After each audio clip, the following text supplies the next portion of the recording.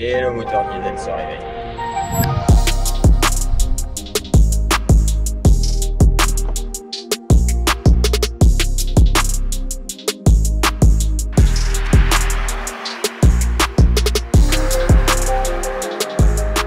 Salut à tous les amis, bienvenue au Bi-Auto, j'espère que vous allez bien. Aujourd'hui on se retrouve pour un nouvel essai. Un essai que j'attendais depuis un petit moment aussi parce que j'étais très curieux de voir ce que ça donnait. Aujourd'hui on teste le Mercedes GLE 350DE, hybride plus diesel. Est-ce que c'est la solution? On va essayer d'y répondre, c'est parti.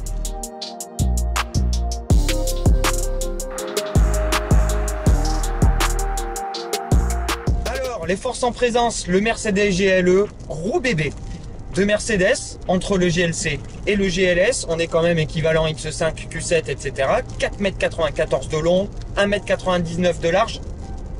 Gros bestiaux. Ici, 350 DE, hybride, diesel, un 4 cylindres de 2 litres, de 194 chevaux, accouplé à un moteur électrique, logé dans la boîte et à une colossale batterie de 33 kWh, 31,2 utile, qui était la plus grosse batterie présente sur un véhicule hybride jusqu'à ce que le Range Rover, essayé la semaine dernière, apparaisse. Le tout pour un cumulé de 333 chevaux et 700 Nm. Alors ce qui m'intéresse, c'est cette partie hybridation diesel, donc plutôt axée pour les gros rouleurs, comme moi, comme beaucoup d'entre vous, je le sais. Donc j'étais très curieux de voir ce que ça donnait par rapport à tous les hybrides essence qu'on a pu essayer ces derniers temps, notamment sur des SUV et notamment chez BMW, chez Volvo, etc. Et aussi évaluer un petit peu la concrétude en fait de cette solution pour les gros rouleurs. Parce que il faut dire un truc, c'est que on a 33 kWh de batterie, c'est juste énorme et ça rajoute quasiment 400 kg au poids de la voiture. On est à 2,7 tonnes. Ça commence à peser un petit peu. Vous le savez, je l'aime beaucoup le GLE. J'ai eu beaucoup de mal à m'y faire en termes d'esthétique. Ça a été un petit peu compliqué pour moi, mais plus je le vois et plus je l'apprécie. Ça a commencé avec le GLE coupé en 400D que j'ai essayé il y a bientôt 2 ans, que j'avais adoré parce que le 400D, on le sait, on l'adore pour les gros rouleurs. Le 6 cylindres diesel, ultra onctueux, génial. Je vous conseille de regarder l'essai. C'était une très belle expérience, notamment avec le e-Active Body Control, la suspension qui penche la voiture dans le même sens que le virage pour contrecarrer complètement l'effet de tangage. C'est pas disponible sur ces versions hybrides, tout comme la 3e rangée, parce que la batterie condamne le double fond du coffre, 490 litres avec les banquettes en place. On a une belle config avec les jantes 21 pouces et le pack AMG Line. On aime ou on n'aime pas, à vous de me dire ce que vous en pensez. Moi, plus ça va, plus je le trouve beau, ce GLE, et c'est un constat qui continue à l'intérieur.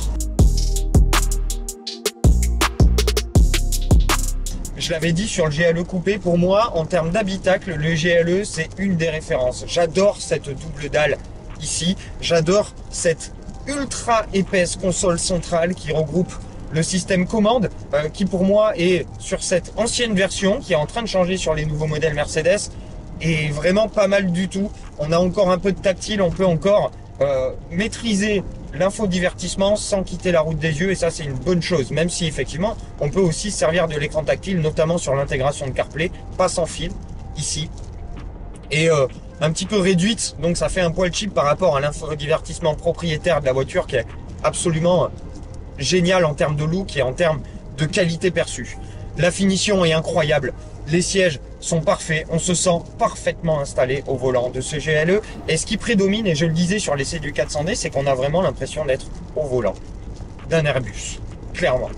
On a le head-up display devant les yeux qui est gigantesque, et ça vous renforce encore cette impression d'être au volant d'un Airbus. Et pour les gros rouleurs, et comme c'est pas fait pour faire du sport, comme c'est pas fait pour être une sportive, vous avez cette impression de confort assez ultime, d'autant plus que c'est bien suspendu, on va y revenir. Vous êtes dans une Mercedes, énorme qualité perçue, très bel équipement, beau confort, sentiment d'en avoir pour votre argent, et ça c'est une très bonne chose, on adore ça.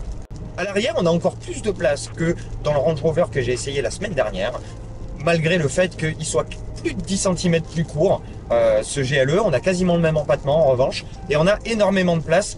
Les passagers arrière, notamment avec le toit ouvrant, même avec cet habitacle entièrement noir, ne se sentiront pas claustro, auront énormément de place, et même sur la place du milieu, où on pourra installer à l'arrière globalement 3 personnes pour faire des très longs trajets de manière ultra sympa.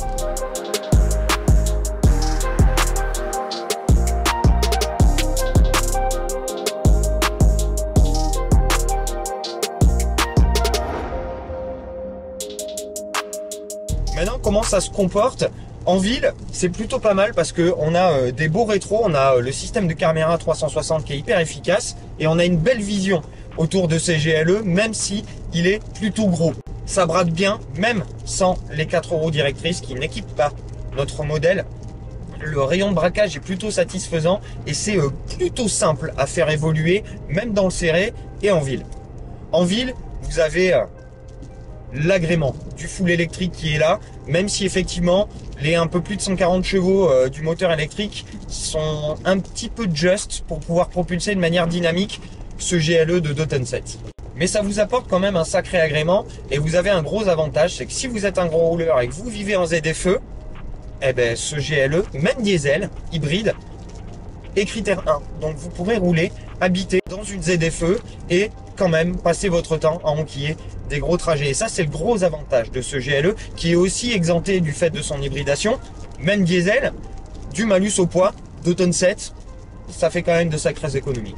Et ensuite, là où il va briller, c'est sur les grands axes. Sur les grands axes, en périphérie, en périurbain, vous pouvez jongler entre l'hybride et le moteur diesel avec soit le mode éco, le mode confort qui va privilégier l'électrique et activer le moteur diesel quand vous aurez ce besoin de puissance, soit avec ce mode batterie level qui va pouvoir conserver la capacité de la batterie en prévision d'une utilisation un petit peu plus concrète de l'électrique sur du plus urbain.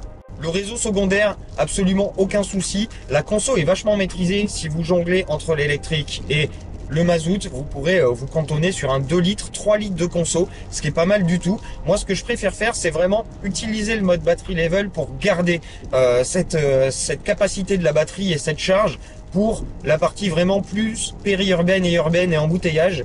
Et sur l'autoroute, uniquement batterie level.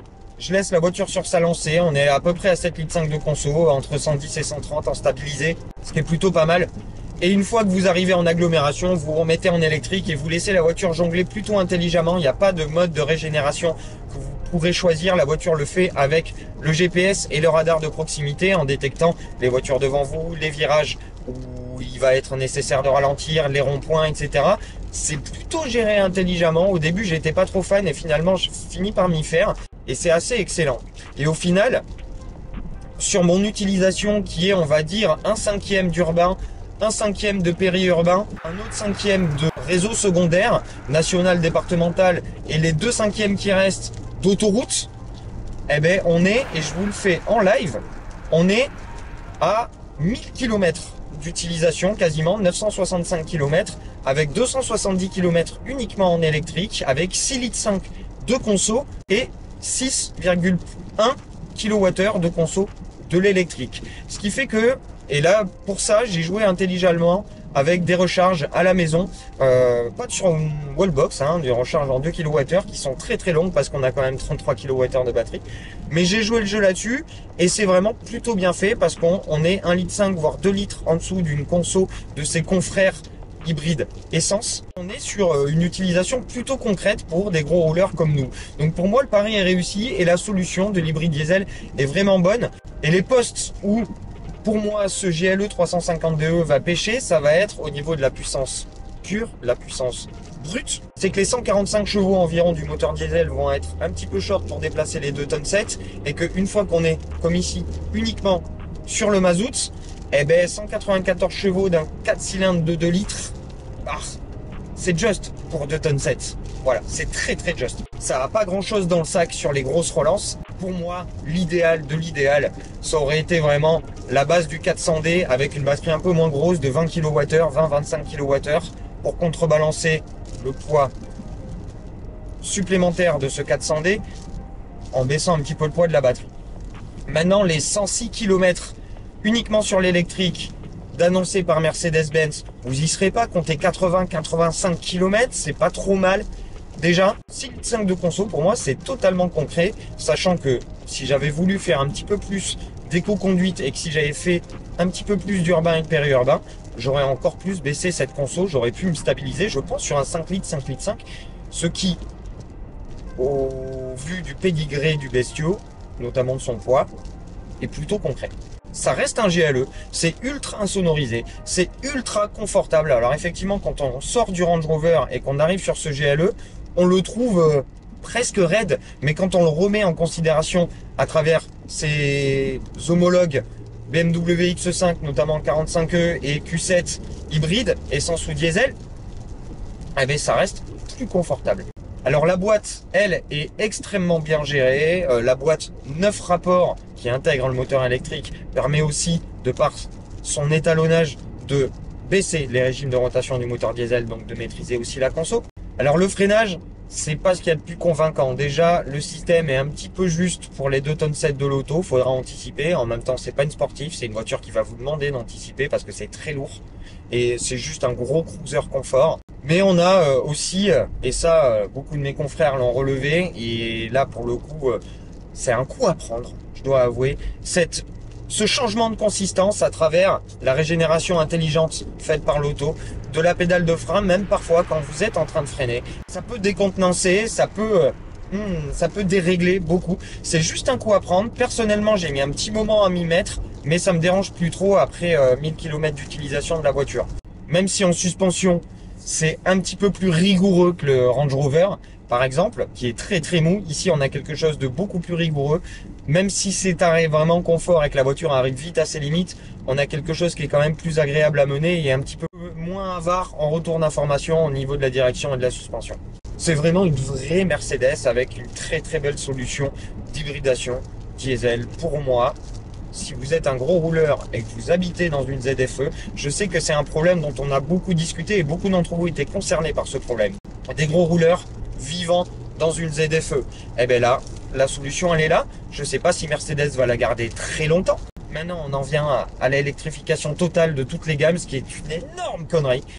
J'aimerais qu'on garde cette solution le plus longtemps possible et si possible qu'on l'adapte avec un 6 cylindres qui permettrait d'encore plus maîtriser les consos. Mais ça n'arrivera pas parce que les gros moteurs, c'est polluant pour l'État et pour nos fameux bien-pensants, alors que non, pas du tout. Il n'y a pas de remplacement pour la cylindrée. La cylindrée va vous apporter de la souplesse, de l'onctuosité et surtout du couple qui va être très très utile là-dessus et qui manque cruellement. 440 Nm et 194 chevaux pour 2,7 tonnes, c'est juste. Voilà mon analyse sur ce GLE 350 DE. Très belle solution, une très belle exécution, même si j'aurais aimé quelques améliorations qui malheureusement, au gré de la bien-pensance et des normes imposées par nos États, ne sont pas possibles. Vous en pensez ce que vous voulez, n'hésitez pas à me dire ce que vous pensez de cette solution et de l'exécution qui est faite dans ce GLE 350 DE. J'espère que vous avez apprécié cette petite précision là-dessus, cette petite analyse de ce système hybride diesel et cet essai du GLE 350 DE. Si c'est le cas, n'hésitez pas à mettre le petit pouce, à vous abonner si c'est pas déjà fait. Et puis moi, je vous retrouve très très vite pour de nouvelles aventures. Et d'ici là, je vous souhaite une très très bonne continuation et une bonne fin de ce que vous êtes en train de faire. À bientôt. Ciao.